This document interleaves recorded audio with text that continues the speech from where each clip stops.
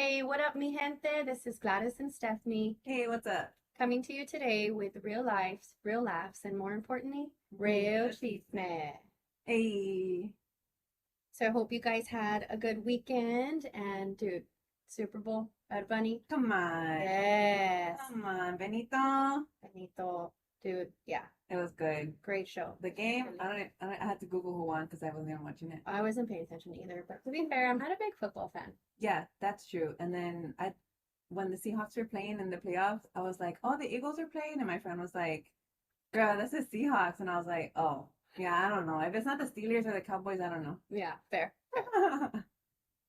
So, real quick, before we get into episode 2, which is my story, I wanted to give you guys a quick precursor, letting y'all know that even though the title of our podcast is Single Moms Chisme, this isn't just a podcast for single mamas, right? This is a podcast for all moms, whether you're single, married, um, in a relationship, maybe you're married and you feel like you're still a single mom. Maybe you have an amazing husband. It's for all moms.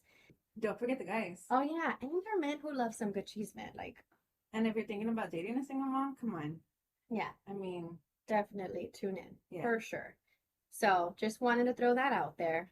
So let's get into the nitty gritty. So I am 39 years old. I've been single for a little bit over 2 years. I was born in California. We moved here with my family when I was about 3 years old. So I'm the fourth born of a total of 6 siblings. So there's 4 girls and then 2 little brothers. They're the youngest. As far as like my childhood growing up, it's all kind of like a blur, right? Like I was talking to my sister the other day. She's the oldest of the 4 girls, and I was telling her, I don't really remember like having a childhood with you. Granted, we're still like 6 years apart. Yeah. Yeah, we're 6 years apart, but That's a big enough age gap. yeah, it's a pretty significant age gap, but I guess from like the memories that I do have, by that time she was already like moved out doing her own like adult life. I mean, I do have a couple of core memories, but not like just, oh, I vividly remember my childhood. But that could be because our family did move around a lot. So that's what I'm thinking. Anyway, so my parents divorced when I was in middle school. And during middle school, I went to probably like 4 different schools. Dang. Yes, one of them being in California. Then we made our way back to Texas, and I probably went to like 3 other schools here. So You said you were born in California, moved to Texas, then back to California, then back to Texas. back to Texas, yeah, all before the age of 12. So yeah, could be why my childhood is a blur. But yeah, we came back to Texas. At that point, my parents were already divorced, so it was just me, my little brother. My youngest brother hadn't been born yet, and my 3 older sisters were already moved out. So most of, me growing up was with my brother, Mario. So my brother is 7 years younger than me, so I was always, not really wanting to hang out with him. I was getting older. I had just started high school. I wanted to hang out with my friends. And my mom would always tell me, okay, if you want to go to the movies, if you want to go here, if you want to go to the mall, you got to take your brother with you. So I'm like, you know what, Mom? I'm not going to go. Forget it. I don't want to take him anywhere. Eventually, he ended up coming along because I didn't want to stay home, but I always just felt like he was annoying. However, now that I'm an adult, I'm like, dude, we had some of the best memories growing up, him and I. Like, we did so many stupid things. Like, I remember at one point, my uncle had given me like an old school, what do you call it? A video camera? Is that what it's called? Like a camera. Yeah, but like the records? Mm-hmm. Dude, the thing. How old? God, the big ones are like, dude, I remember that one. My dad had one, and then they got smaller. It had a video recorder.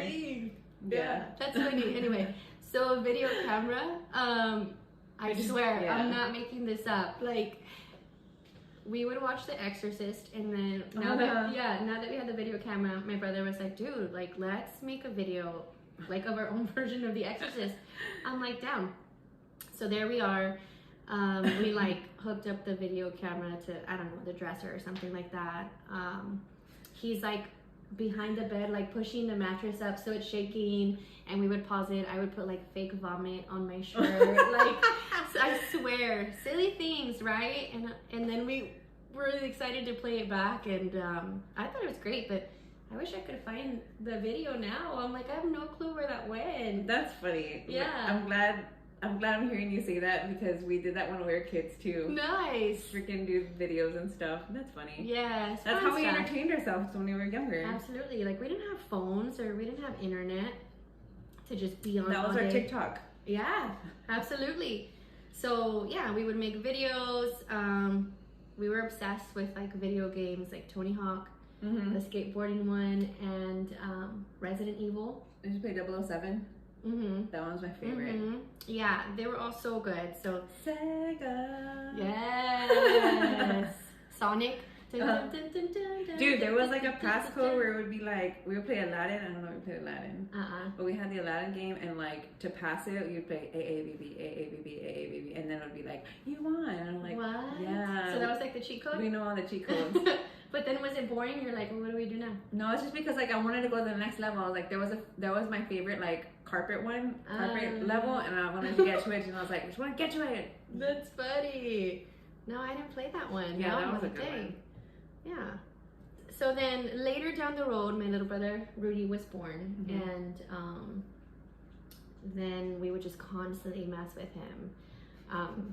So it's funny, like talking to him about that now. Like, so he's 7 years younger than my brother Mario.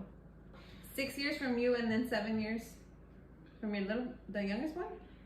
I believe so. I could be wrong, but no, I think I'm sorry. I think him and Mario have a 10-year age gap. So me and Mario are 7 years apart, and then my brother Mario and Rudy are 10 years apart. So he came later. So you're 17 years apart from your youngest brother? Yes. God. Yes. So he's, do the math. He's 24. Wow. Yeah. That's crazy. He's 24. So sometimes when I have talks with him, I'm like, why do I feel like I'm talking to my son or something? Well, I was gonna say that sounds so crazy because that's me and my youngest sister too. Yeah. Yeah. She's like 24, I think. So y'all have similar age gap. Wow. That's weird. How I just thought about crazy. that. Yeah. I don't know why it seemed more crazy for you than for me. I know. Really. But yeah, so poor thing. We would always mess with him. Like anytime he had something that he really, really liked, like we lived in a one-story home, and so like the pitch of the roof wasn't the pitch wasn't that high. So favorite car, top of the roof. Favorite toy, top of the roof. Oh my god. Every single time. Anyway, that wasn't very nice, but that was our childhood. Hey, that's siblings. And can we talk about like the music in the 90s? Dude, we went through like a serious emo phase, like Green Day, Deftones, Tool, like all that. Super grunge. Yeah. Yeah. And we still try to listen to it today. It's very nostalgic. Like, dude, Green Day at the Super Bowl?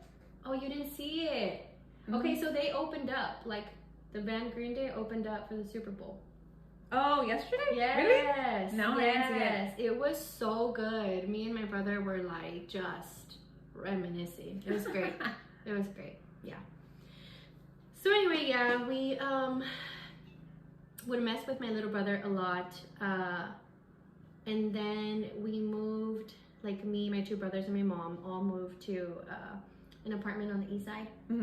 And it wasn't like as much space as like the house that we were living in. So she like said, moving on up. That's right. To the east side. Except no, not intentionally. I'm just kidding. But my mom and I would get into it like all the time. Yeah. Like every day. It was about silly things. I mean, whether it was her picking a fight with me or me picking a fight with her, like as soon as I moved out, the relationship with my mom was completely different. Yeah. Like I was over there all the time. Lunch with her, having dinner, doing my laundry, all kinds of stuff. Yeah. But yeah, we lived there for about a year, and then I moved in with my sister Martha. With Martita. And then we started going out a lot. During that time, like my 20s, I was like all partying. Like that's all that we did. And I had already broken up with my boyfriend. So I was just kind of like, all right, like him and I were together for 3 years. So at this point I was about 21 going on 22. So just living my single life. And I And would, that relationship just was the reason that it ended. Y'all just kind of grew apart. so both of us, like, it was like the very first time that I was in love. He was great, but I don't know how to explain it. I'm sure men hate hearing this, and I'm sorry in advance, but he was too nice. Mm, He was too nice to, like, let me give you an example. Like, for my birthday, I'm sorry, for his birthday, literally, like, his birthday, right? So the day that we should be celebrating him, like, he would buy me gifts. mm, Which I know, like, oh, wow, like, that's nice, but I'm like, no, like, why are you buying me stuff? Like, yeah. after a while, like, I wasn't the nicest person to him, and we would argue a lot because I don't know, I guess I kind of wanted somebody to challenge me more, Mhm. you know? I decided like it's best for us to just part ways, um, because it wasn't working out. Yeah. It was hard. He was definitely heartbroken. I mean, I was sad too, but yeah, You were probably his first serious relationship too, then, right? for sure, Yeah. for sure. Yeah. Birth Yeah, hard. yeah, it was hard. So I was living at my sister's and, just living my single life, going out, with friends, with my sister. And then, I met a guy friend at the time. He had a friend that we would always go out with, and the more that we hung out, the more I started to realize, I think I kind of like this guy. Mm-hmm. So then instead of all of us going out like as a crew, then it was just like him and I that started going out on our own. We eventually started dating, and we were together for about a year and a half, and then I found out that I was pregnant. So we were taking like the necessary precautions, and I know you guys are probably thinking, well, why didn't you just get on like birth control, right? Mm-hmm. Which I had tried, um, but I tried different forms, and it just didn't sit well with my body. Like, Yeah. I felt incredibly sick. I tried it for like a week, and literally, like, I felt like I was, how do I say it? Like my body was foreign to me. Mm-hmm. It's the best way that I can describe it. Like, it didn't feel like it was myself. So, um, we had to use other forms of contraceptives, if you must know. But I ended up getting pregnant with my now daughter, Kira, and I didn't think that I could get pregnant. I just, for whatever reason, I It never. had been years. Yeah, Right? it had been years, and I just never thought that I could, nor did I even want to be a mom, right? Like, I didn't have like a deep desire to, like, oh, I really want to be a mother one day. I didn't have that. I was happy just living my life and doing my thing, and being able to come and go as we please. And yeah, like, I ended up getting pregnant. So I knew that I knew that I didn't want to give birth to my daughter while living at my sister's house, Yeah. if that makes sense, right? So when I found out I was pregnant, like, I wasn't excited. I was like scared and confused and a little bit sad because it wasn't like the fairy tale that I had imagined, right? Like, I thought, I don't really want to be a mom, but if I am going to be a mom, I'm going to be married and we're going to have X amount of kids and we're going to have a dog. And it wasn't going as planned how I had thought in my head. But that's okay. So, him and I kind of talked about it and we figured it out. He wasn't like as scared as I was because he already had a 7-year-old daughter at that point. So, we ended up purchasing a house in April, and then my daughter was born in July. Mm-hmm. And honestly, like, it was You bought the house together? No, I bought the house by myself. Yeah, just because, one, I didn't plan to have like a child with this man, even though we're in this situation now. Like, I didn't plan it, so he didn't seem like the most responsible uh person to me. So I, in my mind, always thought like I have to have a backup plan. Like, if things don't work out and something happens, like, I just have to make sure that me and my daughter are gonna be okay. So Yeah. I didn't add him to the deal. It is. It's a sad reality, but that's where my head was at that point. And now looking back, I'm glad that, things ended up happening the way that they did because, I mean, now he's not in the picture. So, Yeah. but yeah, so I bought it on my own, and things were kind of good for the first year. You know, he was good with me while I was pregnant, like definitely taking care of me in the room. He was a great father to her for the first 2 years. Like we were just doing our thing and it felt like we were kind of finding like a good rhythm with being a family, right? Like I thought, okay, maybe this isn't the fairy tale ending that I had, but like things are, It's getting there. it's getting there, right? Things are working out. At that time I had gotten a better job at T-Mobile, so I was making a little bit more money. Uh, but then after a couple of months of my daughter being born, he ended up losing his job. Mm. And it was a good job that he had. And so when he ended up losing his job, even at that point, like I'm so like optimistic. I'm like, hey, it's okay. Like, you know what? We got this. Like it's fine. Yeah. We'll figure it out. We're gonna do it together, right? You know, thank God I have a pretty stable, good job at T-Mobile. Like I'll kind of hold it together for us until you find something good. So that only lasted so long. And then I was gonna say that would have been tough. it was tough. And I know it sucks, but like for I kind of started to like resent him or like maybe see him in a different light because he wasn't working. Mm-hmm. And granted, he was like cleaning and cooking and there like with my daughter, but Yeah. it just didn't feel like this is the way that things should be. Like For sure. I was tired and I was the one kind of supporting us for a while and like he didn't seem like very he didn't have a sense of urgency to want to find a job. Yeah. Right? Like, oh, let me go and apply at all these places. And he's like, oh no, I was tired. I didn't go today. Right. Yeah. And that ultimately like would frustrate me. Like it would frustrate the hell out of me. Like, why do I have to motivate you to get a job when I'm the one supporting us right now? Yeah. Like all three of us. Right.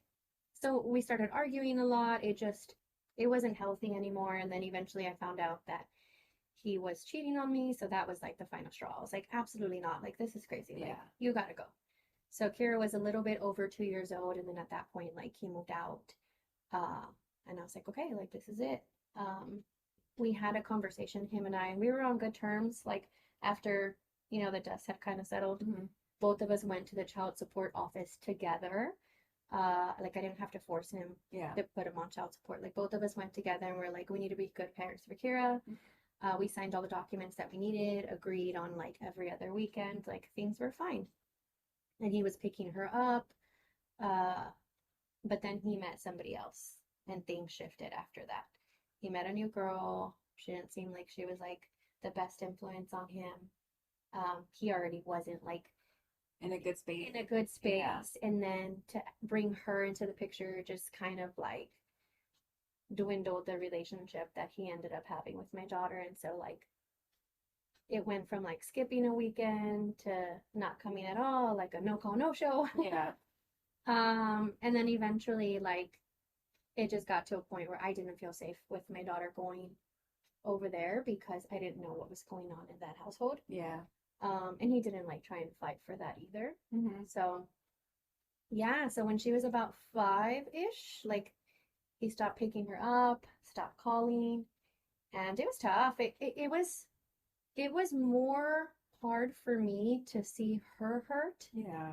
than it was me hurting from the loss of that relationship. Like Sure. that is an unexplainable kind of hurt. Like just seeing her like act. It's something that you can't protect her from. Exactly. Yeah. There's nothing that I could do in that moment that could make her feel better because I am not her father. I can't fill that void for her. All I could do was comfort her. That's it. And I did my best and it was really hard for me at the time because I was heartbroken for her and then trying to deal with all of these changes that she was going through internally, like were a challenge. So there were days where I wasn't the best mom, right? Like I would yell and I would have these awful days and then I'd go to sleep crying because I felt bad for the way that I treated her and it was tough to say the least. But we And now learned. looking back on that, do you feel like you've given yourself a little bit grace? Because I mean, yes, she's only 5, but that's also your first time being a mom. Like Mhm. we don't always know what we're doing, or we're human, we're gonna make mistakes, and I think that's important. Like okay, I didn't have the best day, Mm-hmm. but I'm working it out, we're figuring it out, Mm-hmm. and then just make amends with our children, and we have to just keep on moving. Absolutely. Yeah. And at first, I was really hard on myself because I just thought, and a lot of people say, like, oh, well, things just should come naturally to you, right? Yeah. Like, you just should have a mother instinct. And with a lot of things, I didn't. Yeah. And I had never been a mom before, and everybody was giving advice in different avenues of like how I should parent her. Mm-hmm. But ultimately, it was her and I's story, right? Right. So, like, not, I would take the advice that would work, but there were some things that I had never dealt with. Like, she would have really bad night terrors, Mm-hmm. like really bad for like 3 years, and Mm-hmm. it was a little scary. I'm not gonna lie. Like, it's funny now, but for a moment, like I legit thought that like my child was possessed. Oh Like God. I swear, like I was scared of her. Um, because she would just yell at me like, and when I'm saying yelling, I'm talking about at the top of your lungs, like somebody is physically hurting her. Dang. Yeah, like yelling. Um, and she would look at me dead in the eyes and say, "Where's my mom? I want my mom. He's coming for me. Please help me. I'm gonna die." Like crazy stuff. It's like 2 in the morning, and I'm like, "Who do I call? Yeah. What do we do?" And all I could do was keep her from hurting herself. Yeah.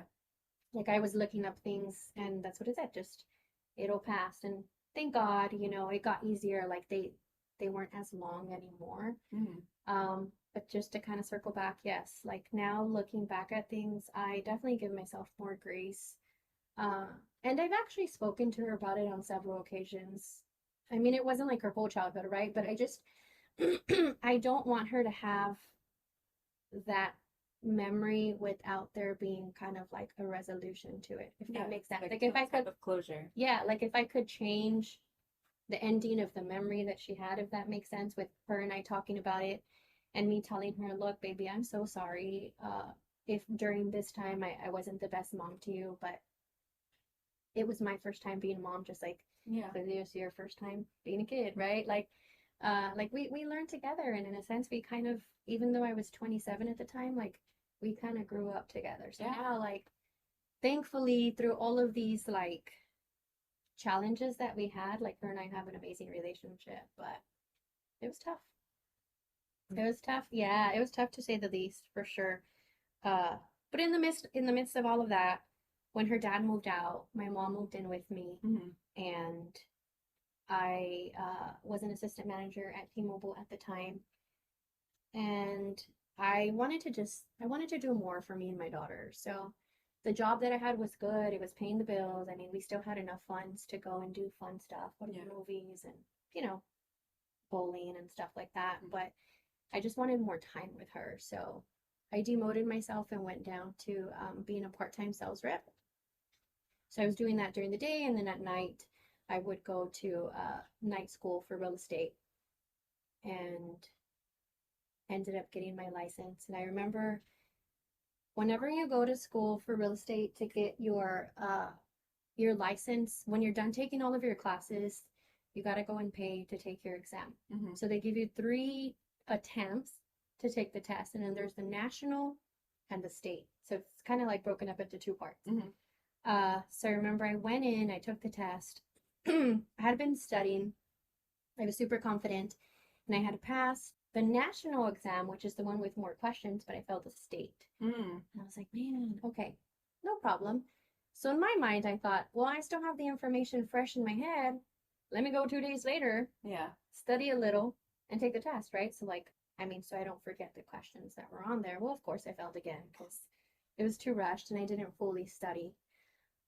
So I ended up going to like a study group, like fully like and go for myself, like in all of the information. And I remember I scheduled my test. This was like my final attempt.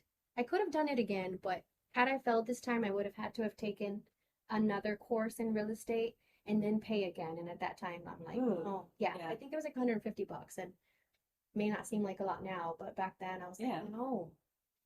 So I'm sitting in my car, and I'm seriously having a pep talk with myself.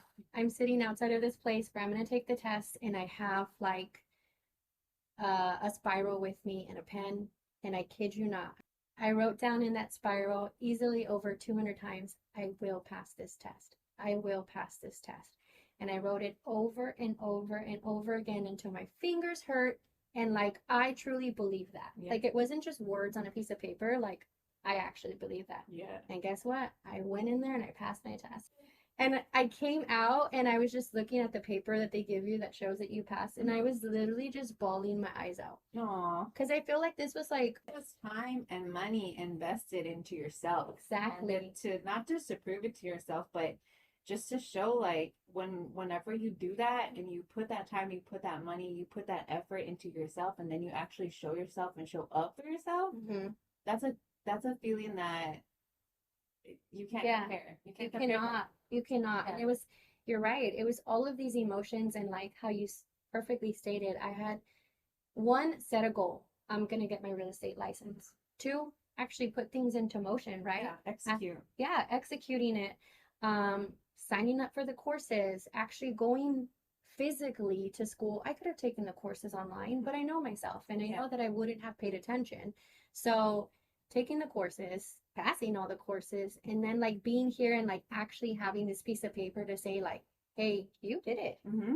You set out to do something and you did it. So I was bawling my eyes out, and yeah, it was a great moment for sure. So that's how I ended up getting my real estate license. I feel like we just did like a SpongeBob Patrick high five. I know, they didn't even hear anything. It was all weird.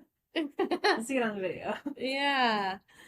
So yeah, I think things like I felt so blessed. Things were moving in the right direction. Like I was proud that I was becoming somebody that my daughter could be proud of, right? To show her like it is possible. Yeah.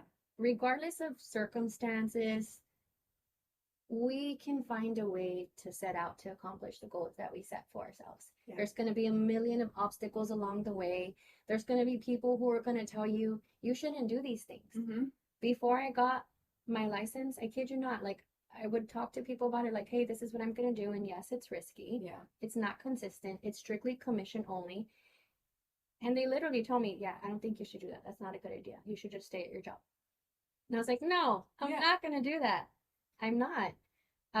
But yeah, so just talking about this before we started recording about believing in yourself. Exactly. And that I just to like interject that, but if you're listening right now, just if you believe in yourself, that's really all you need. But vice versa. Put those two things together. Put the work in, have faith in yourself, have faith in God, and just move forward and do what you want to do. If you don't have that belief and you just keep putting that fear over the faith, then nothing's going to get accomplished. Mm-hmm. But if you believe, I think you had said this last time, where it's like, you can say, well, what if I fail? Or what if this happens and this is not going to work out? But have the opposite mindset where, well, what if I succeed? Mm-hmm. What if I actually pass it? What if I pass the test? Then what's going to happen? If you would have listened to everybody else that said, nah, you shouldn't do that, it's just commission based, just stick with the, regular paycheck and things like that, then you wouldn't be where you are today. Exactly. You wouldn't have your own, house and property and things like that. So yeah, that message might have just been for somebody, like for one person, but you need to hear that. You need to believe in yourself and you need to do what you're set out to do. Mm-hmm. Yeah, absolutely. And the thing is, like, it's not easy, right? There's always going to be either like the noise of other people's chatter, like telling you why you shouldn't do things, or life, right? Just life obstacles. I heard something saying like, if it isn't hard, is it even worth doing? Right. Right? Like if something doesn't challenge you, is it even worth it? Yeah. Right? Granted, like I'm not saying that everybody's going to have like these massive challenges or obstacles that they face, but basically the point that we want to get across is like, keep trying. Like you just have to try. Keep going. If you fail, that's okay. Like you learn from it, you dust yourself off, and then you try it a different way. Yeah. And keep changing your plan until it works for you. So no, for sure. I'm just like I kind of dazed out real quick because I was just thinking like, if people want to put it in perspective, or they need a clearer picture of what we mean. Think about like people who go to the gym. Mhm. People always want to go to the gym because they want to like lose weight or they want to tone up or whatever, right? They go for maybe 1, 2, 3, 4 weeks, maybe a month, and then they drop off, and then they wonder why they don't see the result. It takes months, it takes years, it takes time to see those results. Consistently executing every single day. If you win the days, all your effort compounds, and then all of a sudden it's like a breakthrough. Boom. Mhm. You know, Mhm. most people give up before they see that. And to be fair, I've been one of those people that give up, Oh, for sure. that give up before I see that. I mean, Yeah. there's been times where I'm like, okay, cool. I'm gonna start working out. I'm gonna do better. Step one, I'm gonna get a gym membership. Check. Yeah. Right? And then that's it. And then that's it. And then I have the gym membership. I go the next day, like real excited, right? Or even that same day, like have my water bottle, my music, like let's go. I walk in there and I don't know what I'm doing. Honestly, like I don't know how to use these machines. I'm sitting there for 15 minutes on an arm machine just watching other people work out. And then I'm like, okay, well, let's use the machines that I do know how to use. And so I'll do like a leg workout or something like that. And then I'll get really tired after 2 minutes because I just went from not working out at all to like full force. And out of the whole 45 minutes that I was at the gym, I maybe worked out like 10 consistent. Yeah. But and then I end up paying for the membership for like probably almost a year and go like 5 times out of the year. But yeah, I know what you're talking about. I've literally been that person that says, "This is what I want to do," and I don't do it. But I think it all boils down to your mindset. Yeah. Like once my mind fully commits to something, like there's no if, ands, or buts. Like I am going to do this. That's when the magic happens. Honestly, like regardless of outside distractions, when I want to do something, I commit to it mentally. That's, I mean, I think that that's strong enough to say twice because when it's you true. execute, even when you don't feel like it, but you know that that's your ultimate goal, that's when you start to compound those wins. For sure. Yeah, absolutely. That makes complete sense. So back to my story. So I'm sitting there crying in the car, right? I just got my real estate license, and the goal that I had set for myself was I'm gonna get my real estate license. And there was a period at the end of that goal, right? So now, what? yeah, I had the license in hand, and I'm like, now what? Where do I go from here? So me being the risk taker that I am, I had told myself, once I get my license, like I'm just gonna dive all in, right? All in, all or nothing. So literally the following day after I got my license, I went to my manager at the time and I'm like, hey, I'm gonna put in my 2 weeks.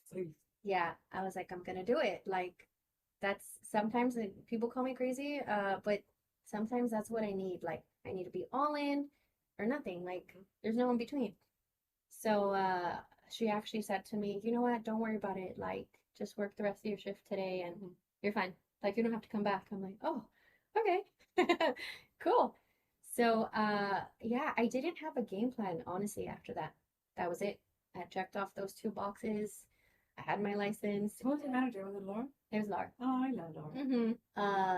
So I don't really know where to go from there, but I probably spent the next 4 months like having lunch with a lot of friends, hanging out with my daughter a lot, not investing in my business that I had just set out to accomplish. Uh, but then I posted a video of this house, and somebody that used to work at T-Mobile reached out to me, and they're like, "Hey, I want to see this house." Long story short, they saw it, they loved it. My very first contract. And after that, the rest is kind of history. I was like, okay, this is what I'm supposed to be doing. So, yeah, I've been in the real estate game for going on 9 years now. Thank God. Thank God. Woo. Full time. So for the next few years to follow, it was just my daughter and I kind of doing our thing. My mom actually ended up moving out, so then it was just me and my daughter. And I wasn't worried about or focused on dating at the time. It was just her and I just kind of doing our thing. Like I had gotten really good at the single mom thing. And yeah, we would just. How long was that for? Like after the relationship ended with her dad, how long was it before then you met Ethan's dad? It was about 6 years. So I maybe went on a couple of dates, but Nothing. now being that I had uh, a daughter, it was different, right? Dating was completely different. Yeah. Now it had way more weight on it. And the couple of dates that I went on, like, no business. So, uh, yeah, it was about 6 years before I started dating somebody seriously, which was Ethan's dad. We actually met at a wedding. He is somebody that I did go to high school with, but we really like we weren't friends or anything. We just knew of each other. Like his face was just familiar to me. I knew who he was, but I didn't know anything about him, if that makes sense. So yeah, we started talking, dating for a bit. Ended up being like in a serious relationship, and I had let him know my intentions. Right, I have a daughter. This is kind of where I'm at. Yeah, at this point you already like learned, Right, healed, correct. got all your stuff together, ducks in a row, and you're like, I don't know, no BS right now. Right. Yeah, exactly. So, we dated for a year and then things weren't going in the direction that either one of us wanted them to go. You know, we ended up arguing about silly things and the repair to like those arguments just wasn't productive, if that makes sense, right? Yeah. But so we ended up splitting up, and like a couple of days after we broke up, then I found out that I was pregnant with baby number two. Backtracking a little bit, after I had my daughter Kira, I told my doctor that I did want to get my tubes tied, but they said that I was too young and that they weren't going to do it because I was only 27. So they didn't tie my tubes back then. So here I am now, 32, going on 33. Yeah. So I was 32. I found out I was pregnant with Ethan, and again, I wasn't in a relationship because we had just broken up. So I called him, I let him know. Uh, we tried kind of working through it, and okay, well, now that there's a baby on the way, well, let's try and figure things out. And it just, no, it just wasn't working out. So both of us decided, like, that's okay. He already had two kids of his own. So we're like, we'll just raise this baby apart, but like both of us will be really good parents to him. And that didn't end up happening. Like our communication was horrible. Uh, every conversation seemed to like wind up in an argument for whatever reason. And at this point, I was like, I don't want to do this. Like, it just, I don't know. I can't imagine what you felt after both of y'all made that decision to split, and then a couple days later, just to find out, like, oh, we created life together, and it's like, yeah. Then the other shoe dropped, right? bam. Yeah, reality check. Yeah, it was definitely a curveball to say the least, right? Like how I had said, my daughter and I were just getting in the groove of things, and then again, our communication was just not productive. We weren't agreeing on things. So I ended up putting him on child support, and we tried like going a different route with him and I just having an agreement that didn't work out. Like, so I was like, I don't want to deal with this. I don't want to. I don't want to do the continuous fighting over money. Like it's silly, right? Let me just put him on child support, and whatever the court deems that he should provide for his son, then let it be that, and I'll handle the rest, right? Like, what else can we do at this point? Um, and I remember I had sold my first property, bought my new one. Ethan was 4 months old at this point. His dad came over to visit him at our new house. Mind you, in total, from the time Ethan was born, he had maybe given me like $150. And this is probably like verbatim, like he told me, like, oh, okay, I see, like you bought a new house with the money that I gave you, huh? And I was like, yeah. What the? I swear. I was like, yeah, I did. Thank you so much for the $150. Like, yeah, it really made an impact. Oh my God, I would have been so, oh my God, yeah, said. Not even kidding. Yeah. So I was like, hey, woosah, right? So he was like, oh, I heard that you put me on child support. I already told you that if you put me on child support, then I'm not going to be in his life. And I said, you know what? Like, that's your choice. I don't want that to be the outcome of this because, again, he already had 2 kids that he was an amazing dad to, right? So I was like, that's not my decision to make, right? We tried going just the him and I agreement route. That didn't work out. So at the end of the day, I had to do what was best for me and my now 2 kids at the time, Yeah. which was to avoid the arguments and just put him on child support. So that's what I did. And he stayed true to his words from the moment that he found out. After that day that he visited him, we didn't hear from him at all or see him anymore after that.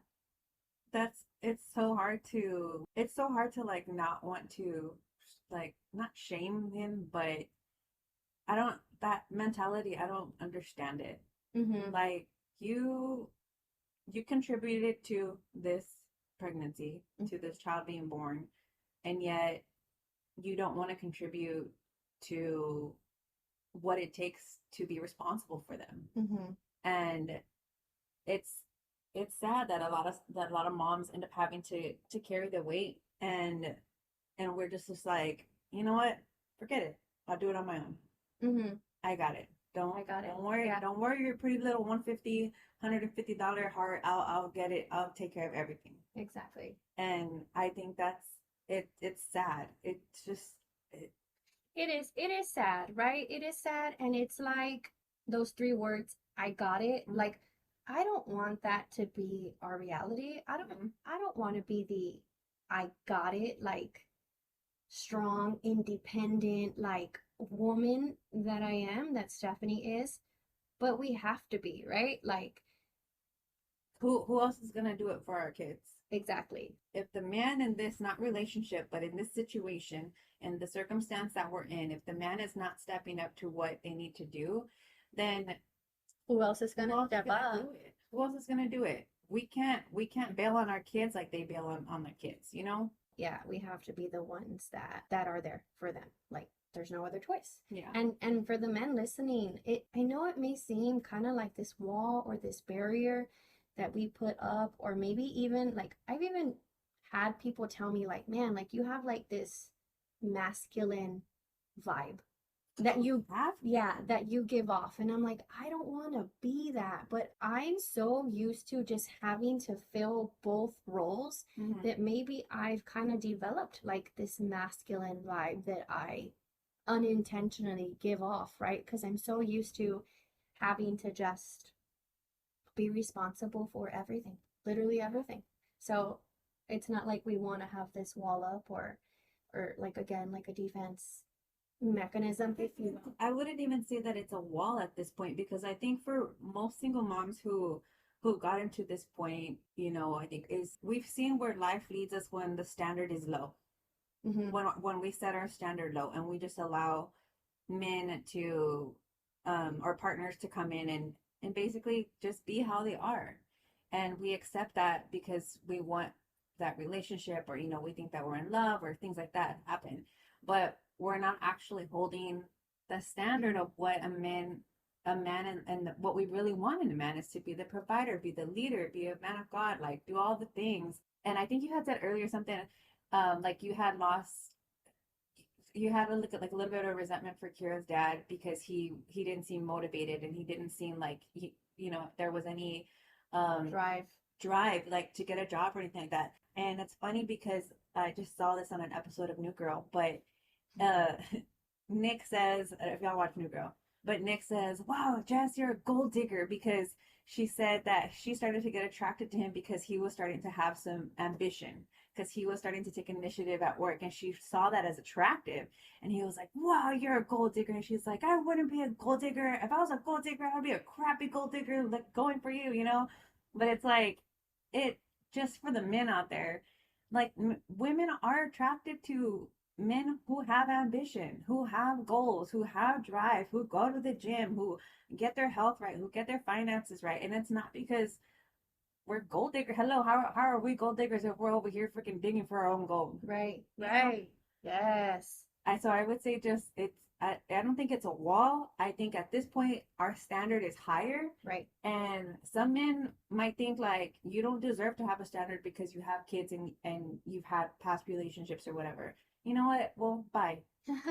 then that just means that that's not the right person For you. sure. That's okay, right? Yeah. 'Cause, I mean, we want those types of people to be weeded out. Mhm. But then there really are those amazing guys who like are understanding, who don't judge, Mhm. right? Who accept you for who you are. And yeah, those other ones can just sit on the curb. Bye. Bye. Sola. Sola. So that was the ending of chapter 2 of Mr. Ethan's father, not even dad, right? Because I feel like dad is a title that has to be earned, right? Sperm donor. Exactly. Dad is somebody that chooses to be around, isn't like forced to Yeah. be around. So now it was myself in a new property with 2 little ones trying to adjust to life with a newborn baby and a 7-year-old daughter, which it wasn't as challenging as I thought. Like my daughter, like she's so amazing. She really stepped up to like help out, and she loved playing with her brother and changing his diapers and getting his bottle ready because she used to do all of that with her fake babies when we were little. So now she's like, I have a real life baby that I can do these things with. Aww. What? We were doing our thing for a good while, and I had a friend who I had helped him buy a house like maybe 5 minutes away from me. And he was always over, like always at our house. Like we'd do dinner together and watch movies and just kind of like my best friend at the time. That was a guy, right? Full disclaimer, he had made it clear that he did have feelings for me.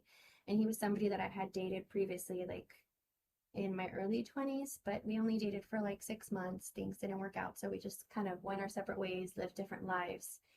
And eventually came into each other's lives again. So we would hang out a lot, right? And it was fun. Like I felt comfortable because, you know, he was familiar, right? Like I said, we had dated before. And everybody, family, my friends would say, like, you should really go out with him. Like give it another chance. Like you guys were young, like so much life has happened in between. Like you're 2 different people. And after thinking about it, you know, him and I had a conversation and I'm like, you're already amazing with my kids. You're here all the time. Like, it's like if we're basically dating, but we're not at this point, right? Yeah. So I told him, if we do this, like, if we're going to be serious about this relationship, like, again, understand I have 2 kiddos. It's not just me, right? So, like, we're a package deal. Like, this is it. This is it for me. I do not want to date anybody else outside of you. Like, I'm looking to date for marriage. And he was like, perfect, because I want to marry you. Like, I want this. Like, I want this family, right? Like, He didn't have kids. He didn't have kids. no, he didn't have kids, never married. So he was like, I want to do this. And I'm like, okay. So we did. We started dating. At first, it was a little bit weird. I'm not gonna lie, because we had been so used to just being friends. So like that transition from going to like friends to in a relationship, or it was just weird. Like we didn't know how to fully like transition, Yeah. you know, because there were things that were always like off, like what is the word? Off limits. Yeah. But yeah, so eventually like we kind of got in the groove of things, and it was amazing. Like probably not probably the healthiest relationship like I had ever been in. Like things were great. He's again amazing with my kids, amazing to me, like treated me the way that a woman should be treated, like attentive and just like this great guy. And I thought, man, like this is it. This is what I had been waiting for, like my whole life, right? Like this is my fairy tale. Yes, I had to go through a couple of speed bumps along the road, but like we made it, you know, like everything was just kind of like falling into place. But that was honeymoon phase. Things were falling into place, but then, you know, arguments started happening. We were very different. Like I'm definitely like an extrovert. Like I talk a lot. In case you haven't noticed, and he's more reserved, more quiet, which I thought wouldn't be a big deal, right? Because opposites attract, but it ended up being like The differences were just too different. yeah, the differences just proved to be too great for us to be able to overcome.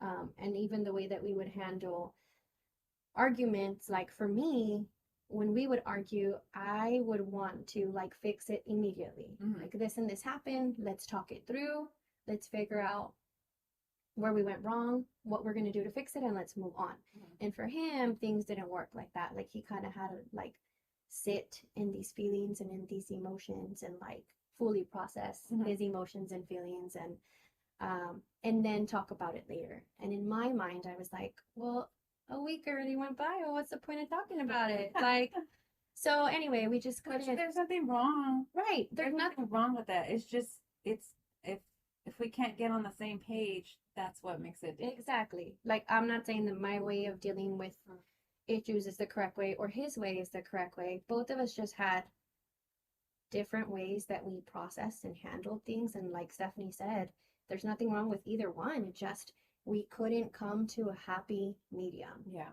And unfortunately, like, we just decided it was better just to kind of end the relationship. And as hard as that was, like, for both of us, because we like really loved each other, like we did. But He was a good guy. he is a great guy. We just decided, we're both great. We're just not great for each other. And that's okay. And it was hard. It was really hard on me. I'm not going to lie. Just because I thought that this was it. Like, I thought that I was dating my husband Yeah. at that time. I thought that I was dating, like, my kid's stepdad at the time. Yeah.